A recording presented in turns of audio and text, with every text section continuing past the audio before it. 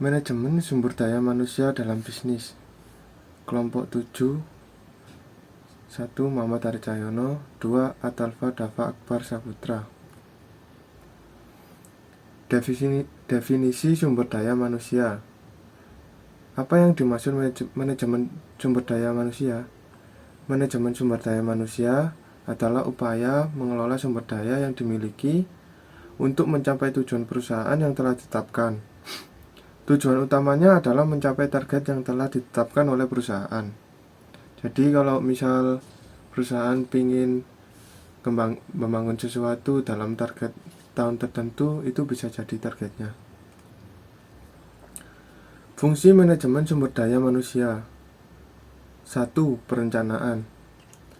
Fungsi ini dilakukan dalam rangka mengkaji, menelaah, dan mengamati kebutuhan SDM secara sistematis untuk memastikan jumlah karyawan, dan bidang keahlian yang dibutuhkan. Analisa jabatan, pemilihan calon karyawan, pembagian kerja, termasuk ke dalam fungsi ini. Jadi kalau misal ada rekrutmen karyawan, itu dipilih secara yang mendekati untuk mencapai tujuan perusahaan tersebut. 2. Rekrutmen hingga pemberhentian. Manajemen SDM juga bertanggung jawab atas proses rekrutmen hingga pada saat pemberhentian karyawan secara baik, perencanaan rekrutmen, pemilihan kandidat, onboarding, hingga pada saatnya nanti kerjasama harus diakhiri. Semua wajib dengan proses yang sesuai dengan ketentuan hukum. Kayak tanda tangan kontrak itu sesuai dengan isinya. Fungsi pengupahan. Perencanaan, penghitungan, pembayaran, dan komplain terkait pengupahan. Jadi fungsi selanjutnya yang dimiliki manajemen SDM.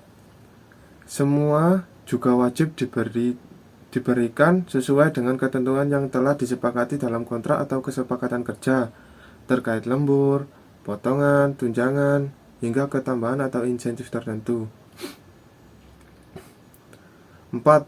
Penilaian kinerja dan pengembangan karir. Melakukan penilaian kerja secara berkala berguna untuk mengetahui sejauh mana kemampuan karyawan yang sudah berkembang. Di waktu yang sama, disediakan pula kesempatan jenjang karir untuk karyawan yang sudah memenuhi kualifikasi, sehingga karyawan bisa memiliki motivasi dalam meningkatkan kemampuannya. 5. Pelatihan dan pengembangan kemampuan. Manajemen sumber daya manusia juga berfungsi dalam rangka memberikan pelatihan serta pengembangan kemampuan dari talent yang dimiliki. Talent adalah aset. Mindset seperti ini akan membuat talent sebagai investasi hidup yang dapat memberikan ROI yang diharapkan ketika diberikan cukup effort dalam pengembangannya. 6. Keselamatan kerja.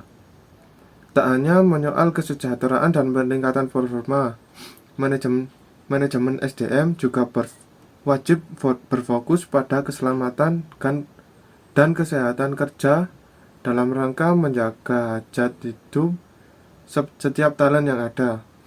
Perancangan manajemen resiko, program motivasi, strategi konflik, serta memperhatikan keselamatan kerja di dalam atau di luar perusahaan. Jadi kalau bekerja itu sesuai dengan SOP. SOP adalah standar operational procedure. Di setiap area itu berbeda-beda SOP-nya. 7. Pengelolaan hubungan kerja. Mengelola hubungan kerja dengan setiap elemen yang ada di perusahaan, menghormati hak antar talent atau pegawai, menetapkan prosedur keluhan dan masukan yang dapat disampaikan, hingga penelitian pada manajemen SDM yang baik. Fungsi ini dijalankan dengan sebaik-baiknya dengan mempertimbangkan hak talent yang dimiliki perusahaan. Rekrutmen karyawan. Perekrutan.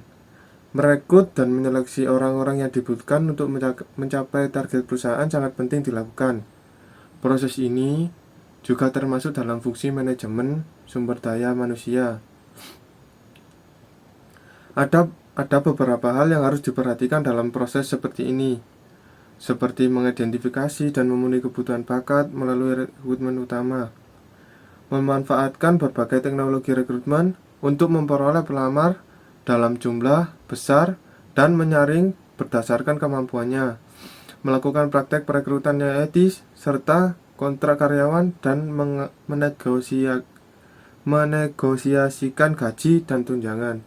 Jadi kalau misal ada karyawan baru itu ditanya mau gaji seberapa, apa nilai dulu kerjanya, apa gimana. Pelatihan. Produktivitas kerja. 1. Produktivitas kerja. Karyawan akan meningkat, kualitas dan kuantitas produksi semakin baik karena keterampilan teknik, keterampilan karyawan, keterampilan manajer akan semakin membaik. Meningkatkan efisiensi. Meningkatkan efisiensi tenaga, waktu, bahan baku, dan mengurangi ausnya mesin-mesin. Dengan begitu pemborosan akan berkurang sehingga biaya produksi relatif kecil dan daya saing perusahaan semakin besar. Menghindari kerusakan. Dengan pengembangan SDM, karyawan akan menjadi semakin ahli dan terampil dalam melaksanakan pekerjaannya. Dengan begitu, kerusakan barang dan produksi semakin berkurang. Nah, ini tadi sama seperti yang SOP tadi, standar operasional kerja. 4. Menghindari kecelakaan kerja. Mengurangi tingkat kecelakaan karyawan sehingga jumlah biaya pengobatan yang dikeluarkan perusahaan semakin berkurang. 5. Meningkatkan pelayanan. Meningkatkan pelayanan lebih baik bagi karyawan pada konsumen atau rekan perusahaan karena pemberian pelayanan yang baik merupakan daya tarik yang sangat penting bagi rekan-rekan perusahaan yang bersangkutan. 6. Moral lebih baik. Moral karyawan akan lebih baik karena keahlian dan keterampilan sesuai dengan pekerjaan sehingga mereka antusias untuk melakukan pekerjaan dengan baik. 7. Karir karyawan. Dengan adanya pengembangan kesempatan untuk meningkatkan karir, karyawan semakin besar karena keahlian dan keterampilan produktivitasnya akan menjadi lebih baik. 8. Konseptual. Manajer semakin cakap dan cepat dalam mengambil keputusan yang lebih baik karena technical skill, human skill, dan managerial skill lebih baik. 9. Kepemimpinan seorang manajer akan lebih baik, berkomunikasinya, luas motivasinya terarah sehingga pembinaan kerjasama vertikal dan horizontal semakin harmonis. 10. Balas jasa. Balas jasa karyawan akan meningkat karena produktivitas kerja mereka semakin besar.